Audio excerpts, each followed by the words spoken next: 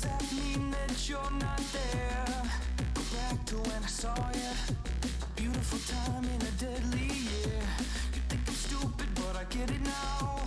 How long can we make this go? Just hurry up and spit it out, baby, cause I got to know. Don't break away, cause I want to stay, cause I want to stay. Don't break away, cause I want to stay, cause I want to stay, cause I want to stay. Don't break away, cause I want to stay, cause I want to stay. Don't break away, cause I want to stay, cause I want to stay. I let it consume me, I let it control me. I'll always be lonely, I'll never be fine. If life is a movie, it's always so boring. Where is the story? I hope it gets better with time. Yeah, I hope it gets better with time.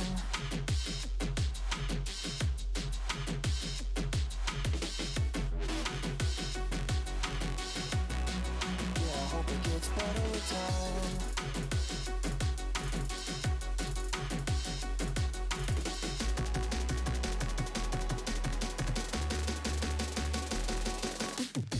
Don't look back when I call you, but does that mean that you don't care? Go back to when I saw you, your beautiful eyes with a deadly stare. You think I'm stupid, but I get it now. How long can we make this go? It won't hurt to let it out, baby, cause I got to know. Don't break away, cause I want to stay, cause I want to stay. Don't break away, cause I want to stay, cause I want to stay, cause I want to stay. Don't break away, cause I want to stay, cause I want to stay. Don't break away, cause I want to stay, cause I want to stay. I let it consume me, I let it control me. I'll always be lonely, I'll never be fine.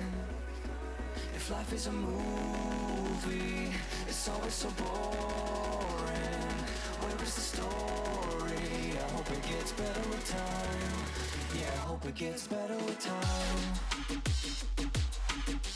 with time. Yeah, I hope it gets better with time.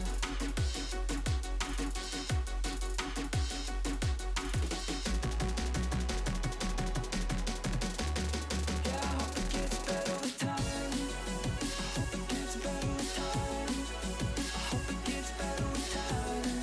I hope it gets better with time. I hope it gets better with time. Yeah, I hope it gets better with time. I hope it gets better with time. I let it consume me, I let it control me. I'll always be lonely, I'll never be fine. If life is a movie, it's always so boring. Where is the story? I hope it gets better with time. Yeah, I hope it gets better with time. All right, good morning, everybody. So I wanted to get out another lesson this week for AP Environmental Science.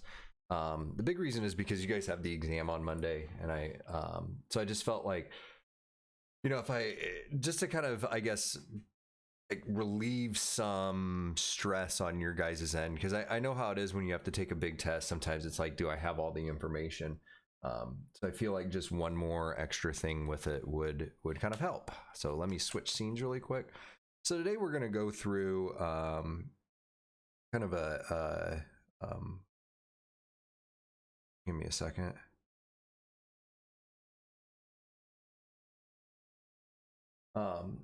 So we're going to go through this lesson on preserving nature. We actually didn't go through this in class, but this is kind of something where we take a lot of what we've learned and we put it toward the actual conservation aspect of it. Like, what do we actually do when we say conservation?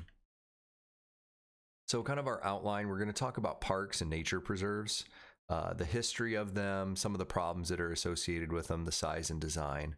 We're going to talk about wilderness areas because there is a difference.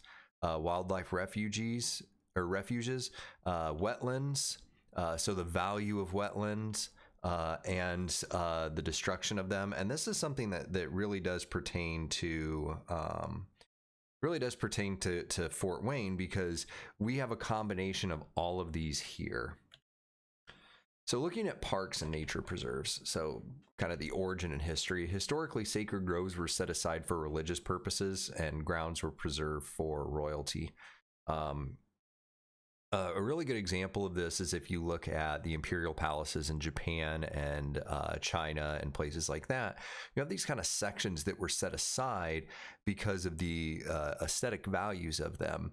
You know, here in the U.S., we have the White House, and it's kind of set up how you would expect an early, I guess, or late 1700, early 1900s mansion in the United States, how you would expect it to look. It has that very sort of Virginia style architecture associated with it. But if you look at a lot of other countries that have been around, you know, much longer than we have, you could see how they have there's like gardens that are set up and things like that. And a really good example of this is in the UK, there's actually a baroness that wanted to have a garden set up with all the poisonous plants. So in her house, or behind her house, she has this massive garden set up where it's all toxic plants. And then a lot of times they were kind of set aside for religious purposes. This is very common. You see it in some spots in Africa, in the Middle East too. But there are other locations that are kind of set aside for these religious purposes, especially in older religions that, you know, they have this kind of, you know, the land is sacred to it. Natural landscaping became popular in England during the 18th century. And then rejection of symmetry for the illusion of, or they rejected symmetry for the illusion of nature. So they, you know, this is when you started to get a lot of like hedgerows and what you would think if I were to say a well landscaped house, what you would think of.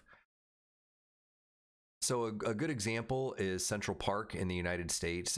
Central Park has some kind of rough history associated with it. It used to be an impoverished neighborhood where they would set, there were immigrants and African Americans were put there, but it was promoted in 1844 by a newspaper editor, William Cullen Bryant.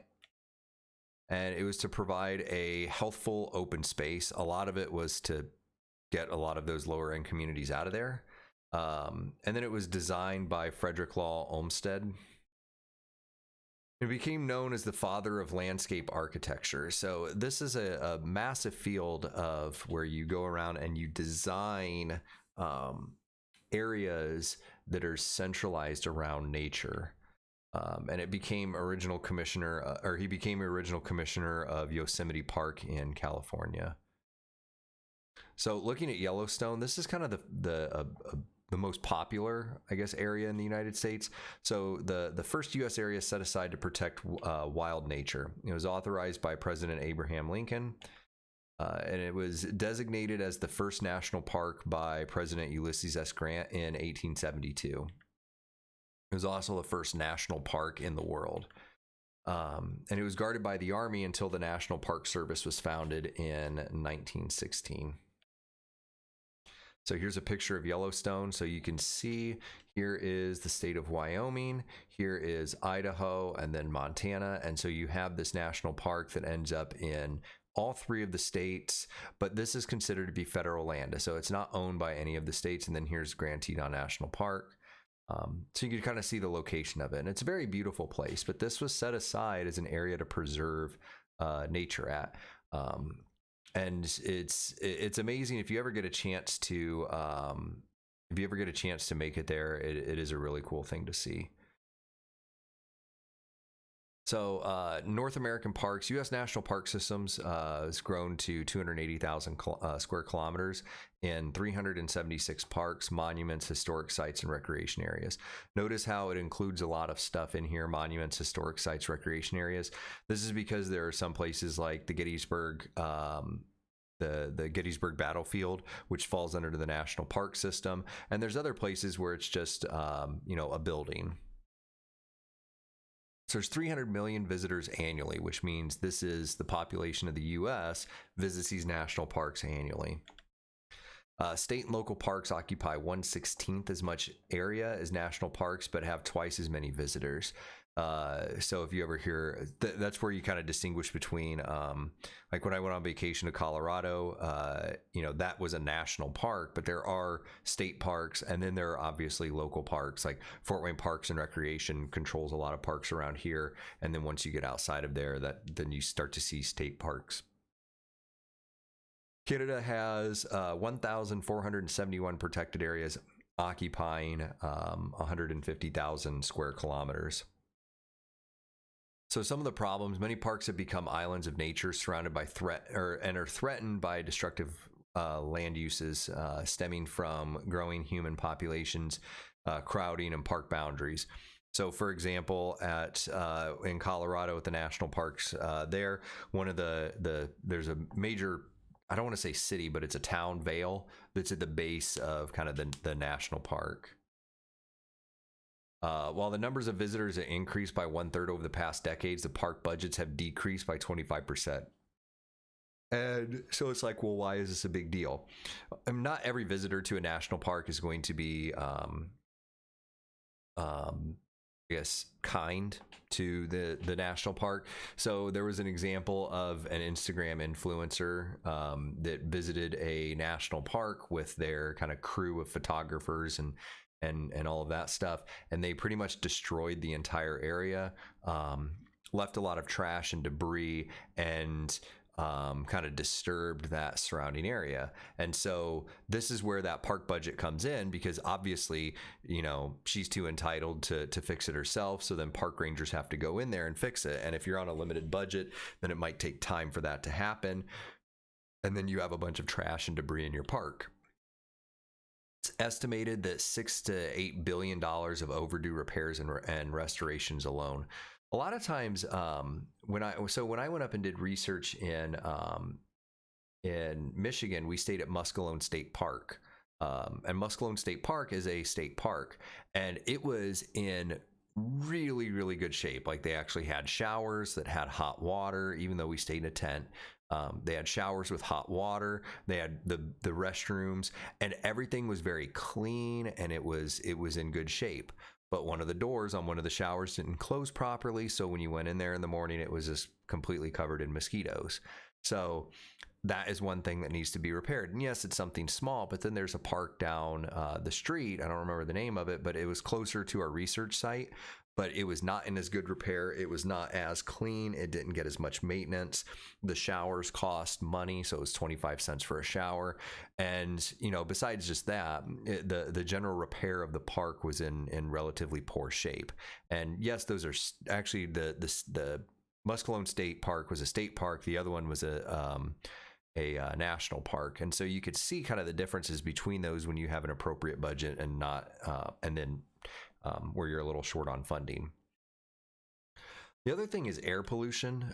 So then that leads to acid rain. So as carbon dioxide dissolves in water as it starts raining, that leads to issues of having dissolving carbon dioxide in the water, leaving carbonic acid and leading to acid rain. There's also photochemical smog that kind of makes its way in due to air pollution. And then mining and oil interests. Remember, these are areas that are, some of them, there's national parks in North Dakota where there's conversations right now about should we be able to go in there and mine oil out of them because there are oil reserves underneath of it. And also just precious resources. Conversion of inholdings to incompatible uses. You have to think of what these parks were set up for and what they currently are, and that can lead to some problems. So wildlife. Historically, parks killed what are called bad animals like wolves in favor of good animals. So, for example, elk, and anyone that paid attention once or twice in class has heard this example. Critics contend this policy unbalances ecosystem and creates a false illusion of a natural system. The Park Service now mandates a policy of natural regulation. So, for example, bison populations were hunted off of park property, and brucellosis and domestic cattle were kind of brought in. So going back to this, why was this brought up with wolves and elk? In Yellowstone and other parks in the U.S., you were allowed to go in and hunt wolves, and there's no like fence going around national parks to say like, you know, wolves have to stay in. And so and then of course, like, people were worried that wolves would be attacking visitors, so they went in and they removed all the wolves.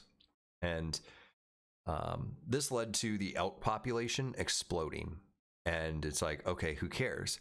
But because the elk population was unregulated, they were able to go through and eat all of the plant life, and it led to a collapse of the ecosystem because the elk pretty much destroyed everything. And this was seen as a problem, and a bunch of researchers were looking at historic photos, and they're like, why is there a really strong riparian habitat, or habitat that goes along streams and riverbanks? Why is there a very strong riparian habitat in historic photos, but currently like the rivers are kind of bare and there's a lot of soil erosion and things like that? And so they started doing some research and looking at the ecology behind it, and most of it was due to the elk just destroying everything. So what's the solution? Well, they found wolves up in Canada that they were able to relocate into the park, and what this did was it started to stabilize the ecosystem again because the wolves had food.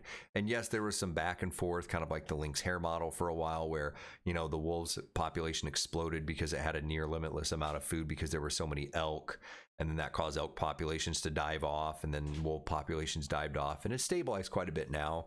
But that was what happened when you kind of toy with the ecosystem. And this was the first big thing of keystone species, where you have an animal that exists within nature that is, you know,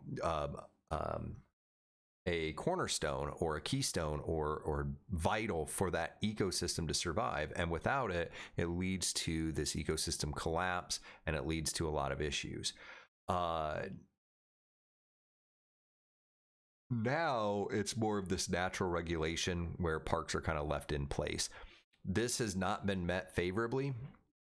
And the reason being is because the wolves, you know, they don't know the boundaries of the national park. They don't see the edge of the property, and they're like, hey, I can't go out there. And what they do sometimes is they'll attack cattle of nearby farms. And that has led to a big kind of pushback. I know it's one of those things like, well, why don't farmers construct fences and things around their property if they're going to live by a national park and all of this stuff? But again, it's easier to complain than it is to do anything. So this has kind of led to some issues where a lot of local ranchers and farmers do not like having wolf populations or native predators in ecosystems like that. So new direction, several parks have removed facilities that conflict with natural value. So if it conflicts with this natural value, they remove it. And a lot of times it comes down to money, because if you have a structure that's built, let's say it's a restroom, right? You have to have running water that goes into there. You have to have sewage to remove that running water. It takes up space. You have to maintain the building. You have to clean it. You have to supply it with toilet paper and soap and things like that. And if you remove it, that saves you some money. Proposals exist to close a number of parks to tourists altogether to protect ecosystems. And this has kind of met quite a bit of pushback, because you have this area and then instantly you're saying, no, you can't go to it. There's actually an area in South America where I don't remember exactly where it's at. And again, there's a website that you can try to find it. It's called Google. I know it's eluded quite a few people, but you can ask questions on there and find this. But there's this park in South America where the satellite imagery of it is highly blurred. It's like these green circles that have been overlaid over this strip of land.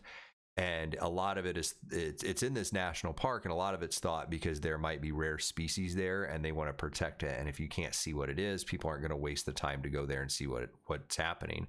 But closing this off together is kind of like that exact same thing, where you're saying, no, you can't go here. Yes, this is government property. Yes, it's public property, but you're not allowed to go here. Sort of like how military bases function.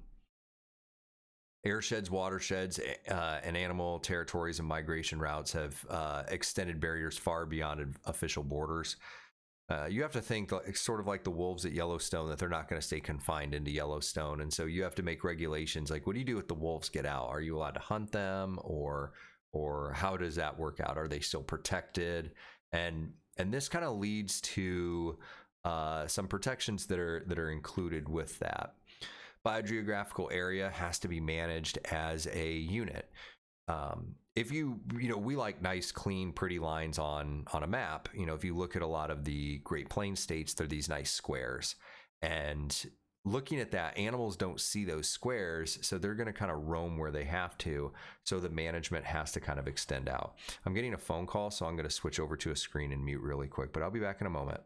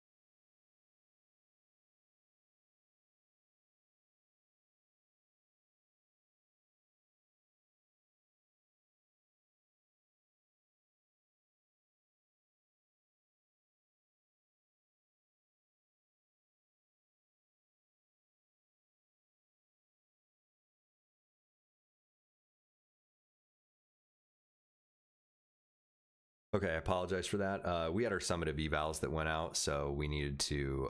It was Mr. Hisong was calling in order to kind of confirm a lot of the stuff that was in our evals and go over it.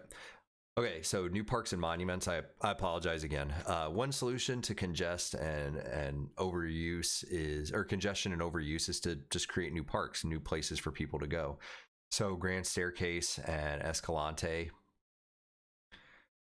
Desert Canyonlands in these are desert canyon lands in southern Utah. You see by the picture. Sits atop potentially trillions of dollars worth of natural resources. So what do? World parks and preserves. North and Central America have the largest fraction, so 10% of their land area, 33% of total protected area designated for protection of any continent. That's actually a fair bit. And when I first saw this, I didn't really believe this stat, and I looked it up, and because I thought it was bigger than what it should have been. Former Soviet Union has only 3% total, but the Soviet Union is a lot larger too as far as land area. So Russia is a very massive country. Currently, about 30% of the world's biosphere reserves in 75 countries. So size and design of nature preserves: single large or single small, or single large or several small. So the idea of reserves should be large enough to support a viable population of endangered species, keep ecosystems intact, and isolate critical core areas from external forces. So you do that by fragmenting and saying like these areas are the most important, or do you just kind of group everything in and say protect all of this? Ideally, it would be to group all of it and say protect all of it. But again, that is difficult, especially when you're dealing with land. For some species with small territories, several small isolated refuges can support viable populations, but they cannot support species requiring large amounts of space. So you have to think about herd animals or even birds. Corridors of natural habitat allow movement of species from one area to another and can help maintain genetic exchange in fragmented areas. So this kind of reduces your metapopulations and promotes having a larger population on the genetic level. These exist a lot in Canada. You'll sometimes see roads go over top of land corridors, or you'll see roads go underneath with a bridge that's built that allows these habitats to be connected, and it makes kind of this H shape, with the crossbar of the H being the connection between the two populations. So here's an example. In this, you have this small area right here and these larger areas. So connecting them using these corridors, which I assume they're trying to do, And then this island out here, trying to connect this to a nearby area, would allow for movement of animals through that area. So then once it gets to the edge here, if the animal is incapable of crossing, then this population becomes isolated. But by providing even a small bridge for them to cross, then it allows these populations to kind of move back and forth between them. Conservation and economic develop. So tropics are suffering the greatest destruction and species loss in the world. Ecotourism can be more beneficial to many countries over the long term than extractive industries. So extractive industries being companies that go in and remove part of the ecosystem for it to not return. Wildlife watching and outdoor recreation can be a welcome source of income for underdeveloped countries. Example of this is tourism to the Amazon. You know, when you go down to the Amazon and you go out and enjoy nature and all that stuff and everything that's associated with it, you take your money down with you, and that can be a large source of economy or a large economic source for that country. And you're just there to explore nature, but that nature might be a major source of income for underdeveloped countries. An example is tourism going into Mount Everest. There are a lot of guides that promote this, or a lot of companies that promote this, because it's a major source of income for these relatively poor villages. But then it also leads into the thing like, okay, is this a forced form of poverty, because then you have this job that you perform, but it's not enough money for you to kind of separate from this area. Indigenous communities and reserves. So areas chosen for nature preservation are often traditional lands of indigenous people. In 1986, UNESCO initiated its Man and Biosphere Program, or MAB program. And what this did was it encouraged divisions of protected area in zones with different purposes. So this kind of looked at the very fine scale ecosystems and decided, okay, what should we protect? What areas should we protect? And how do we go about the management of those properties? Looking at wilderness areas, these are common in Fort Wayne. A belief that wilderness is a source of wealth and the origin of strength, self-reliance, wisdom, and character is deeply embedded in our culture. You see this a lot where if I were to say, oh, I have all my property, I have hunting grounds, then that would say, okay, well, you have a massive property. And not only that, but you have a massive part of your property that is literally designated to just hunting. And so it's probably in pretty good shape as far as its natural properties. In 1964, the Wilderness Act defined wilderness as an area of undeveloped land affected primarily by the forces of nature, where man is a visitor who does not remain. This an example of this is the Lindenwood Preserve. So the Lindenwood Wilderness Area, or Wildlife Refuge, is this area where nothing is done to the property. There a lot of times there's no trails in there, and it's just an area where you go into, you're very temporary, and then you kind of leave that area. Most of areas meeting these standards are in the western U.S. and Alaska. It is a little bit easier for Alaska because it is an extremely large state with a low density. If the U.S. Forest Service uses a pure interpretation of wilderness that excludes all land with any historic roads or development, only about 1/4 of its 23 million hectares of roadless areas qualify for protection. So you have to think that in that definition it says untouched. So having a path or a road going through the middle of it instantly disturbs that untouched part of it. And because of that, it's led to some challenges on this. Like, oh, well, there's already a road here, so is this area really protected? Which means we can go in and exploit this area. Prolonged battle has been waged over de facto wilderness areas. So for example, my backyard has a path going through it. So if I said, hey, it's a wilderness area, is it really a wilderness area? Because it's been touched and modified in different ways. arguments for preservation of these areas is a refuge for endangered wildlife. It provides an area for them to be at where they're safe and protected. They don't have to worry about hunting. They don't have to worry about urbanization. It provides solitude and primitive recreation. So, for example, hiking. For me, I have to go someplace to go hiking. I mean, I could kind of wander around the city like some AI trying to pathfind in RuneScape, but for the most part, you're going to end up going to a wilderness area. So I go to Franke Park and I kind of walk around in there. And so it provides this area where you can do a lot of this stuff and kind of have this recreation. It's a baseline for ecological research. Remember that in science, especially when you do field science, it's difficult to have a control. So a lot of times you have what's called a reference or a baseline, and that is an area that is kind of undisturbed, and you use that as your reference point of what everything else changes off of that. This is why a lot of people who are really big into like lab-based research don't like field ecology, because there's no nice, neat, pretty control in this area, and so there's nothing to really compare it to. So a lot of times you're comparing it to either itself or these other wildlife areas that are relatively undisturbed. Area left in natural state. It's nice to see what would happen if there's this section that hasn't been touched and hasn't been disturbed and has no human influence on it. What would that look like? And for many people in developing countries, the idea of pristine wilderness isn't important, and it's not interesting.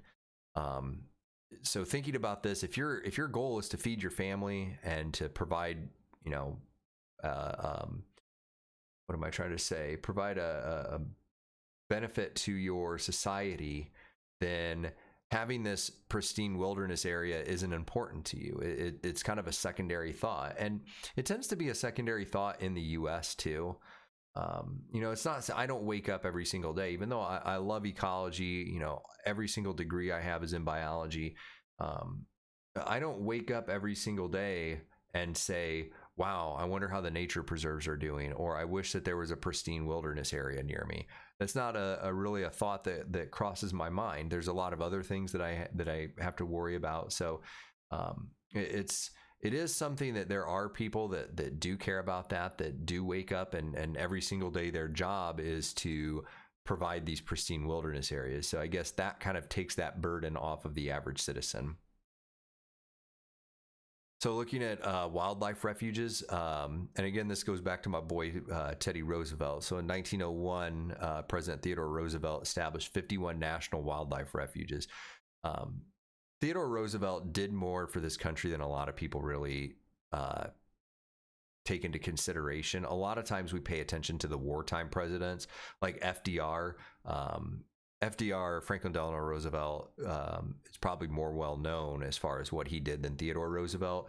But Theodore Roosevelt, like if you ever look up anything about him, like he did quite a bit for this country, and he was very effective at getting stuff done. Like he really cared about nature because he was a hunter and he wanted to go out and have an area to hunt, but he also understood sustainable hunting and things like that. So one of the greatest presidents that we've probably ever had was Theodore Roosevelt, not just in terms of, I mean, yes, in terms of wildlife, but in terms of other things too. Now 511 refuges encompassing 40 million hectares, representing every major biome in North America: desert biomes, plains, what else? Forested areas, the temperate rainforest, deciduous forest. We have all of this stuff in the U.S. and wildlife refuges, and you can thank President Roosevelt for that. Refuge management, originally intended to be sanctuaries in which wildlife would be protected from hunting and other disturbances. In 1948, hunting was allowed.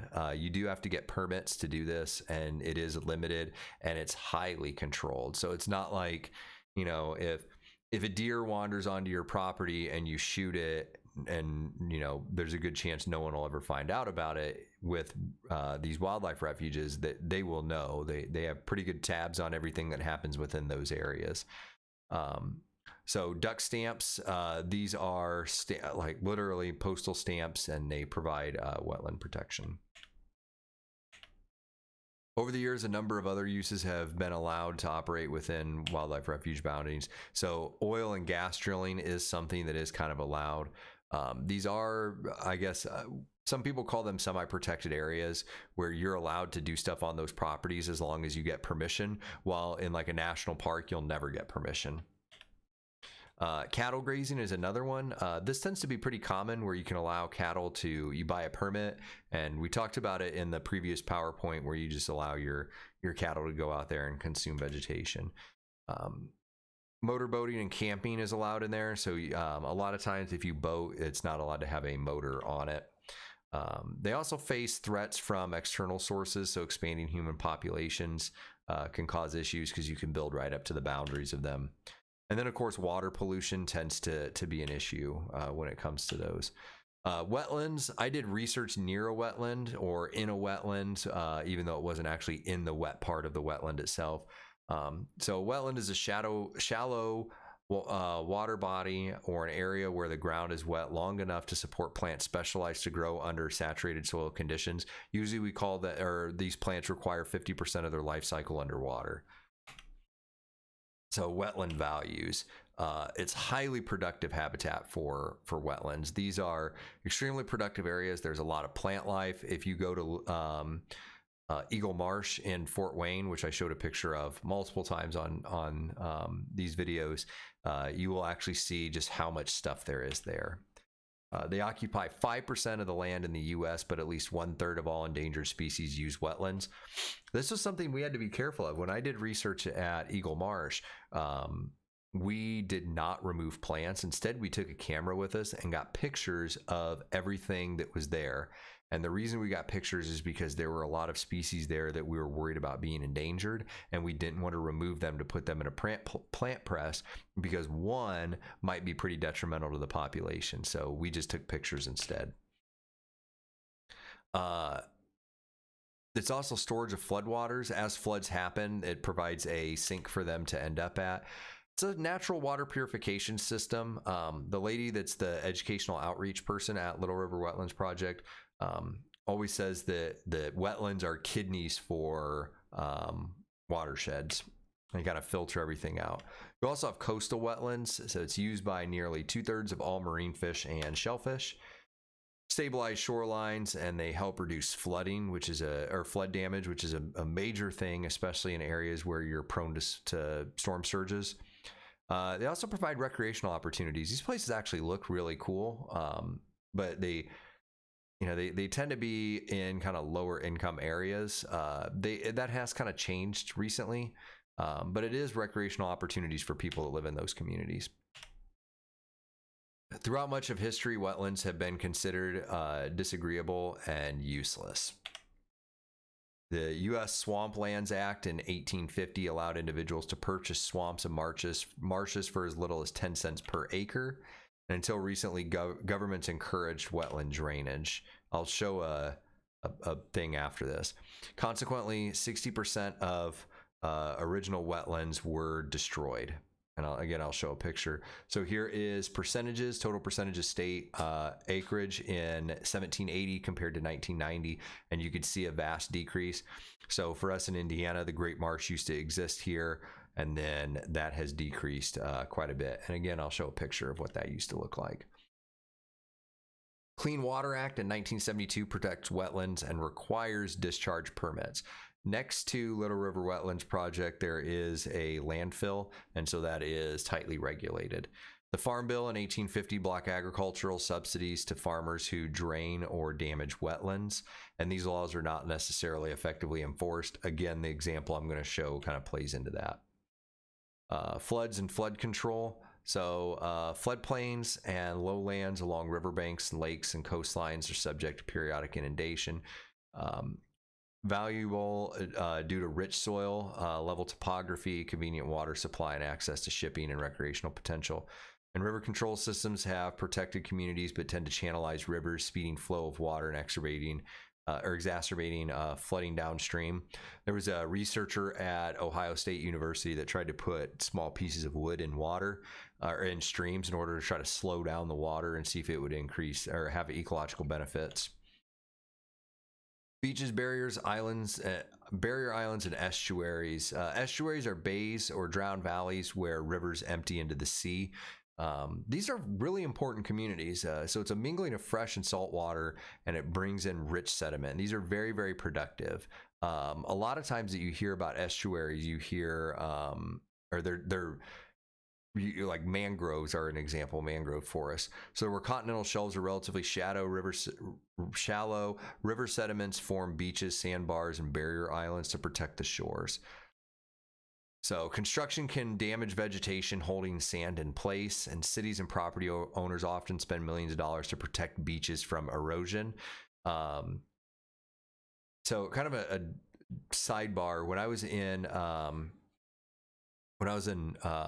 Florida, we were doing when I was in the Navy, we went down to Florida and we were practicing. We did this thing called Fleet Week, and we were practicing our rehearsing what we were going to do in Fleet Week. So we came ashore, we were on the shore, and then usually what you do is to signal the landing craft to come in, you crawl up to the berm. So I made my way up to the top of the berm, but behind the berm was protected. So there was this area that was just behind the berm that's protected. And so what happened was the first craft that came in was a hovercraft, and it came in too fast. And usually what they do is if they come in too fast, they shut their engines off, but they still kind of glide, kind of like an air hockey puck. And what they'll do is they'll hit the berm, and then they'll kind of bounce off the berm and then roll back down, and then they can stabilize themselves onto the beach. Well, I was on that berm, and what they always say is if there's a hovercraft coming at you and you think it's going to come up to the berm, jump behind the berm into that area. And I did. I rolled behind the berm and went into this area where I knew the hovercraft couldn't get to me. And this one lady came over and started screaming at me because I had jumped behind the berm, and that was habitat for animals and things. And yes, while I understand that, this was kind of an emergency and it was a life or death situation, because if you get hit by one of those hovercrafts, you're pretty much done for.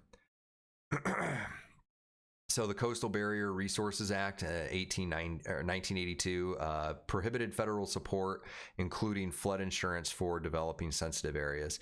This is why it's very difficult to get flood insurance.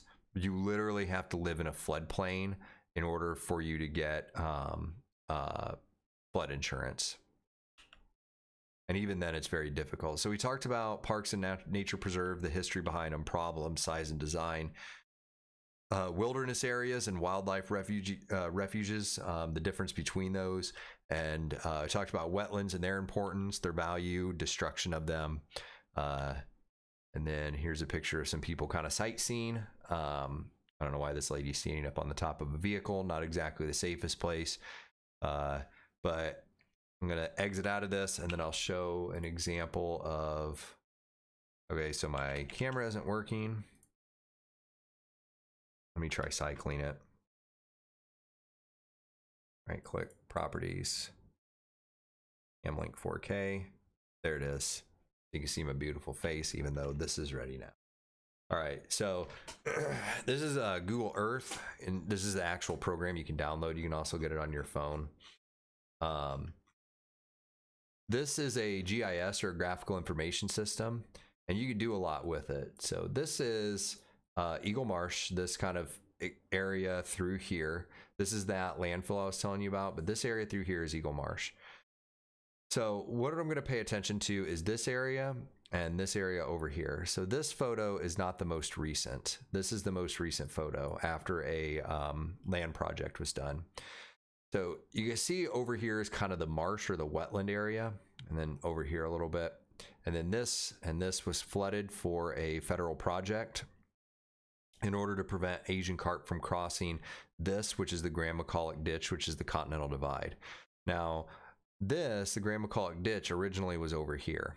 And if you look at historic photos, you can see that this was agricultural land. You could see all the rows of agriculture going through here. Now, this low point was a wet area that the farmer just could not keep from flooding.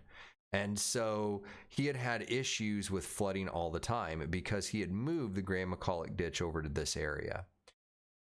You could also see row crop agriculture throughout this whole area. So this is how I get a lot of my historic pictures, is I use this this image. So for example, when I did my master's, this 2014 photo is the one I had to use, and this was taken in the wintertime because you can see no productivity.